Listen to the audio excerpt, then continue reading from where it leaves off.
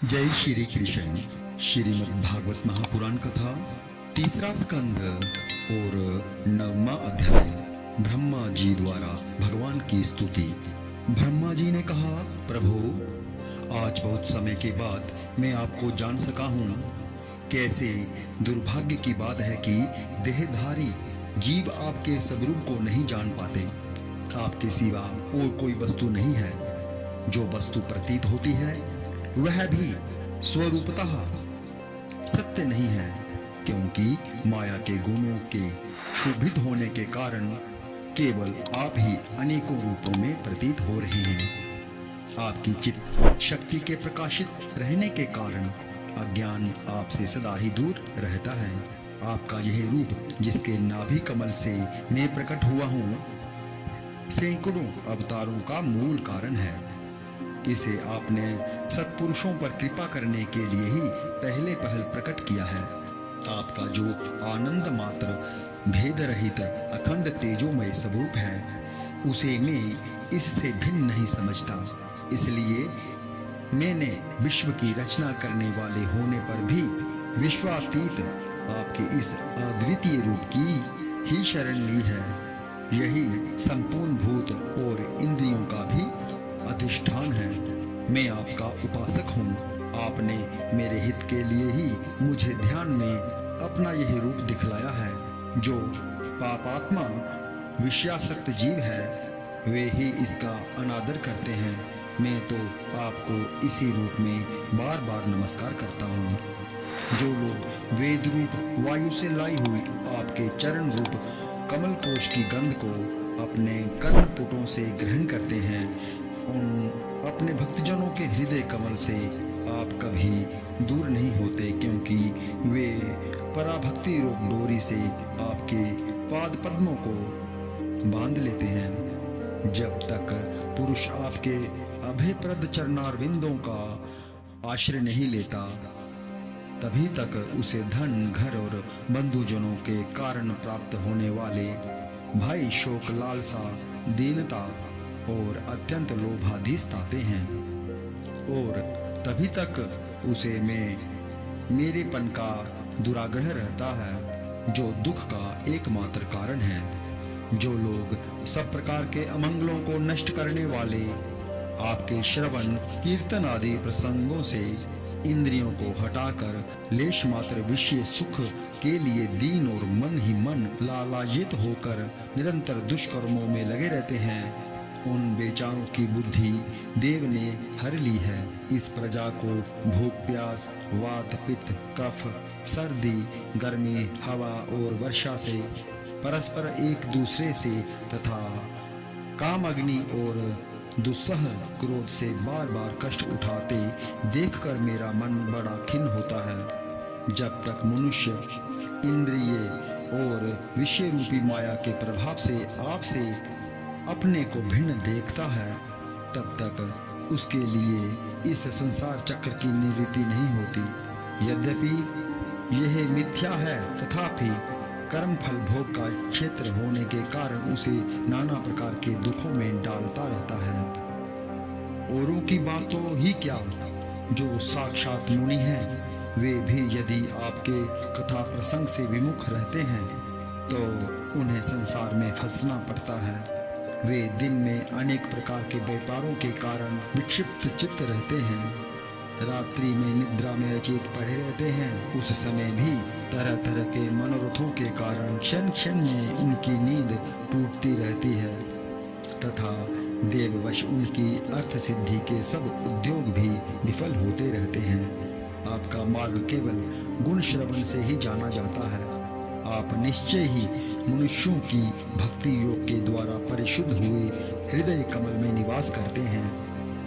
पुण्य श्लोक प्रभु, आपके भक्तजन जिस जिस भावना से आपका चिंतन करते हैं, उन साधु पुरुषों पर अनुग्रह करने के लिए आप वही वही रूप धारण कर लेते हैं। भगवान, आप एक हैं तथा संपूर्ण प्राणियों के अंतःकरणों में स्थित उनके परम हितकारी अंतरात्मा हैं। इसलिए यदि देवता लोग भी हृदय में तरह तरह की कामनाएं रखकर भांति भांति की विपुल सामग्रियों से आपका पूजन करते हैं, तो उससे आप उतने प्रसन्न नहीं होते जितने सब प्राणियों पर दया करने से होते हैं। किंतु वह सर्वभूत दयाल असत पुरुषों को अत्यंत दुर्लभ है। जो कर्म आपको अर्पण कर दिया जाता है उसका कभी नाश नहीं होता, वह अक्षय हो जाता है। अतः नाना प्रकार के कर्म, यज्ञ, दान, कठिन तपस्या और व्रत आदि के द्वारा आपकी प्रसन्नता प्राप्त करना ही मनुष्य का सबसे बड़ा कर्म फल है, क्योंकि आपकी प्रसन्नता होने पर ऐसा कौन फल है जो सुलभ नहीं हो जाता। आप सर्वदा अपने स्वरूप के प्रकाश से ही प्राणियों के भेद ब्रह्म रूप अंधकार का नाश करते रहते हैं तथा ज्ञान के अधिष्ठान साक्षात परम पुरुष हैं। मैं आपको नमस्कार करता हूँ। संसार की उत्पत्ति, स्थिति और संहार के निमित्त से जो माया की लीला होती है वह आपका ही खेल है।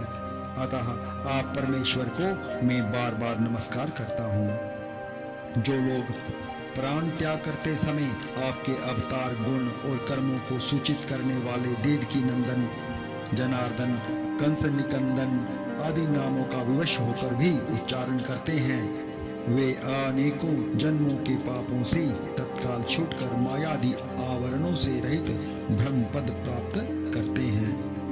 आप नित्य अजन्मा हैं, मैं आपकी शरण लेता हूँ। भगवान, इस विश्व वृक्ष के रूप में आप ही विराजमान हैं। आप ही अपनी मूल प्रकृति को स्वीकार करके जगत की उत्पत्ति, स्थिति और प्रलय के लिए मेरे, अपने और महादेव जी के रूप में 3 प्रधान शाखाओं में विभक्त हुए हैं और फिर प्रजापति एवं मनु आदि शाखा प्रशाखाओं के रूप में फैलकर बहुत विस्तृत हो गए हैं। मैं आपको नमस्कार करता हूँ। भगवान, आपने अपनी आराधना को ही लोगों के लिए कल्याणकारी स्वधर्म बताया है, किंतु वे इस ओर से उदासीन रहकर सर्वदा विपरीत कर्मों में लगे रहते हैं। ऐसी प्रमाद की अवस्था में पड़े हुए इन जीवों के जीवन आशा को जो सदा सावधान रहकर बड़ी शीघ्रता से काटता रहता है, वह बलवान काल भी आपका ही रूप है। मैं उसे नमस्कार करता हूँ। यद्यपि मैं सत्यलोक का अधिष्ठाता हूँ, जो 2 परार्ध पर्यंत रहने वाला और समस्त लोकों का वंदनीय है, तो भी आपके उस काल रूप से डरता रहता हूँ और आपको प्राप्त करने के लिए ही मैंने बहुत समय तक तपस्या की है। आप ही आदि यज्ञ रूप से मेरी इस तपस्या के साक्षी हैं। मैं आपको नमस्कार करता हूँ। आप पूर्ण काम हैं। आपको किसी विषय सुख की इच्छा नहीं है, तो भी आपने अपनी बनाई हुई धर्म मर्यादा की रक्षा के लिए पशु, पक्षी, मनुष्य और देवता आदि जीव योनियों में अपनी ही इच्छा से शरीर धारण कर अनेकों लीलाएं की हैं। ऐसे आप पुरुषोत्तम भगवान को मेरा नमस्कार है। आप अविद्या, अस्मिता, राग, द्वेष और अभिनिवेश 5 में से किसी के भी अधीन नहीं है। तथापि इस समय जो सारे संसार को अपने उदर में लीन कर भयंकर तरंगमालाओं से विशुद्ध प्रलयकालीन जल में अनंत विग्रह की कोमल शैया पर शयन कर रहे हैं, वह पूर्व कल्प की कर्म परंपरा से श्रमित हुए जीवों को विश्राम देने के लिए ही है। आपके नाभि कमल रूप भवन से मेरा जन्म हुआ है। यह संपूर्ण विश्व आपके उदर में समाया हुआ है। आपकी कृपा से ही मैं त्रिलोकी की रचना रूप उपकार में प्रवृत्त हुआ हूँ। इस समय योग निद्रा का अंत हो जाने के कारण आपके नेत्र कमल विकसित हो रहे हैं। आपको मेरा नमस्कार है। आप संपूर्ण जगत के एकमात्र सुहृद और आत्मा हैं तथा शरणागतों पर कृपा करने वाले हैं। अतः अपने जिस ज्ञान और ऐश्वर्य से आप विश्व को आनंदित करते हैं, उसी से मेरी बुद्धि को भी युक्त करें, जिससे मैं पूर्व कल्प के समान इस समय भी जगत की रचना कर सकूं।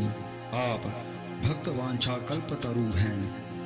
अपनी शक्ति लक्ष्मी जी के सहित अनेकों गुणावतार लेकर आप जो जो अद्भुत कर्म करेंगे, मेरा यह जगत की रचना करने का उद्यम भी उन्हीं में से एक है। अतः इसे रचते समय आप मेरे चित्त को प्रेरित करें, शक्ति प्रदान करें, जिससे मैं सृष्टि रचना विषयक अभिमान रूप मल से दूर रह सकूं। इस प्रलयकालीन जल में शयन करते हुए आप अनंत शक्ति परम पुरुष के नाभि कमल से मेरा प्रादुर्भाव हुआ है और मैं हूँ भी आपकी ही विज्ञान शक्ति। अतः इस जगत के विचित्र रूप का विस्तार करते समय आपकी कृपा से मेरी वेद रूप वाणी का उच्चारण लुप्त न हो। आप अपार करुणामय पुराण पुरुष हैं। आप परम प्रेममयी मुस्कान के सहित अपने नेत्र कमल खोलिए और शेष शैया से उठकर विश्व के उद्भव के लिए अपनी सुमधुर वाणी से मेरा विषाद दूर कीजिए। श्री मैत्री जी कहते हैं, विदुर जी, इस प्रकार तप विद्या और समाधि के द्वारा अपने उत्पत्ति स्थान श्री भगवान को देखकर तथा अपने मन और वाणी की शक्ति के अनुसार उनकी स्तुति कर ब्रह्मा जी थके से होकर मौन हो गए। श्री मधुसूदन भगवान ने देखा कि ब्रह्मा जी इस प्रलय जल राशि से बहुत घबराए हुए हैं तथा लोकचर्चा के विषय में कोई निश्चित विचार न होने के कारण उनका चित्त बहुत खिन्न है। तब उनके अभिप्राय को जानकर वे अपनी गंभीर वाणी से उनका खेद शांत करते हुए कहने लगे। श्री भगवान कहने लगे, वेद गर्भ, तुम विषाद के वशीभूत हो आलस्य न करो, सृष्टि रचना के उद्यम में तत्पर हो जाओ। तुम मुझसे जो कुछ चाहते हो उसे तो मैं पहले ही कर चुका हूँ। तुम एक बार फिर तप करो और भागवत ज्ञान का अनुष्ठान करो। उनके द्वारा तुम सब लोगों को स्पष्टतया अपने अंतःकरण में देखोगे। फिर तुम भक्ति युक्त और समाहित चित्त होकर तुम संपूर्ण लोक और अपने में मुझको व्याप्त देखोगे तथा मुझ में संपूर्ण लोक और अपने आप को देखोगे। जिस समय जीव काष्ठ में व्याप्त अग्नि के समान समस्त भूतों में मुझे ही स्थित देखता है, उसी समय वह अपने अज्ञान रूप मल से मुक्त हो जाता है। जब वह अपने को भूत, इंद्रिय, गुण और अंतःकरण से रहित तथा स्वरूपतः मुझसे अभिन्न देखता है, तब मोक्ष पद प्राप्त कर लेता है। ब्रह्मा जी, नाना प्रकार के कर्म संस्कारों के अनुसार अनेक प्रकार की जीव सृष्टि के रचने की इच्छा होने पर भी तुम्हारा चित्त मोहित नहीं होता। यह मेरी अतिशय कृपा का ही फल है। तुम सबसे पहले मंत्र दृष्टा हो। प्रजा उत्पन्न करते समय भी तुम्हारा मन मुझ में ही लगा रहता है। इसी से पापमय रजोगुण तुमको बांध नहीं पाता। तुम मुझे भूत, इंद्रिय, गुण और अंतःकरण से रहित समझते हो। इससे जान पड़ता है कि यद्यपि देहधारी जीवों को मेरा ज्ञान होना बहुत कठिन है, तथापि तुमने मुझे जान लिया है। मेरा आश्रय कोई है या नहीं, इस संदेह से तुम कमललाल के द्वारा जल में उसका मूल खोज रहे थे। सो मैंने तुम्हें अपना यह स्वरूप अंतःकरण में ही दिखलाया है। विष्णु भगवान कहने लगे, प्यारे ब्रह्मा जी, तुमने जो मेरी कथाओं के वैभव से युक्त मेरी स्तुति की है और तपस्या में जो तुम्हारी निष्ठा है, वह भी मेरी ही कृपा का फल है। लोक रचना की इच्छा से तुमने सगुण प्रतीत होने पर भी जो निर्गुण रूप से मेरा वर्णन करते हुए स्तुति की है, उससे मैं बहुत प्रसन्न हूँ। तुम्हारा कल्याण हो। मैं समस्त कामनाओं और मनोरथों को पूर्ण करने में समर्थ हूँ। जो पुरुष नित्य प्रति इस स्तोत्र द्वारा स्तुति करके मेरा भजन करेगा, उस पर मैं शीघ्र ही प्रसन्न हो जाऊंगा। तत्ववेताओं का मत है कि पूर्त, तप, यज्ञ, दान, योग और समाधि आदि साधनों से प्राप्त होने वाला जो परम कल्याणमय फल है, वह मेरी प्रसन्नता ही है। विधाता, मैं आत्माओं का भी आत्मा और स्त्री पुत्र आदि प्रियों का भी प्रिय हूँ। देह आदि भी मेरे लिए प्रिय हैं, अतः मुझसे ही प्रेम करना चाहिए। ब्रह्मा जी, त्रिलोकी को तथा जो प्रजा इस समय मुझ में लीन है, उसे तुम पूर्व कल्प के समान मुझसे उत्पन्न हुए अपने सर्ववेदमय स्वरूप से स्वयं ही रचो। श्री मैत्री जी कहते हैं, प्रकृति और पुरुष के स्वामी कमलनाथ भगवान सृष्टिकर्ता ब्रह्मा जी को इस प्रकार जगत की अभिव्यक्ति करवाकर अपने उस नारायण रूप से अदृश्य हो गए। प्रकृति और पुरुष के स्वामी कमलनाभ भगवान सृष्टिकर्ता ब्रह्मा जी को इस प्रकार जगत की अभिव्यक्ति करवाकर अपने उस नारायण रूप से अदृश्य हो गए। जय श्री कृष्ण।